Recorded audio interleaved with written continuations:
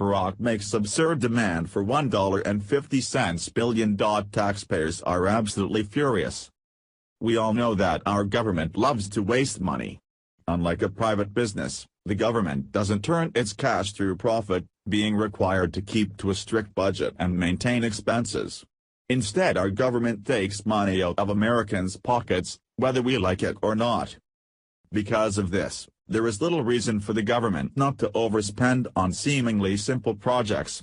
Not only that, but the insider conditions of DC have allowed dishonest companies to overcharge on services and supplies, not to mention drag our projects to further bleed the government. This has only gotten worse under Obama, whose on-family vacations and trips cost the taxpayer millions of dollars each year. It seemed the Obama administration was all about appearances, as the president had frequent parties with notable celebrities. His policies like Obamacare and the IRA cost the country trillions. He certainly loved spending other people's money. Now it looks like that habit will only continue, with his latest construction, his presidential library. From page 6. The Barack Obama Presidential Center in Chicago could require a $1.5 billion endowment, its architects say, 3 times what was raised for the George W. Bush Presidential Center in Dallas. Husband and wife architectural team Todd Williams and Billy Jean noted that it will be difficult to raise such a huge sum because Obama scrupulously declined to do much fundraising while he was still in office.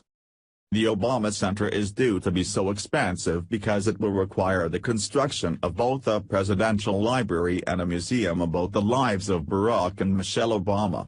And federal requirements now stipulate that former presidents must have larger endowments to pay for annual operating costs at the libraries. I'm not surprised one bit that the enduring shrine to Obama's ego will cost so much. Not only does it have to have the requisite library, but a museum to the greatness that is Barack. He was the first black president, sure, but does he really need a museum? Outside of getting elected, what great accomplishments did he achieve? He got more people on food stamps than any other president, crowded a disastrous healthcare program, violated the law regarding immigration, and helped plunge the Middle East into chaos.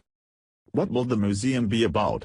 In the 8 years he was president, were there enough victories to fill an entire museum? Don't be surprised if the cost of this building will be laid on the taxpayers' back, as everything else from the Obama era was.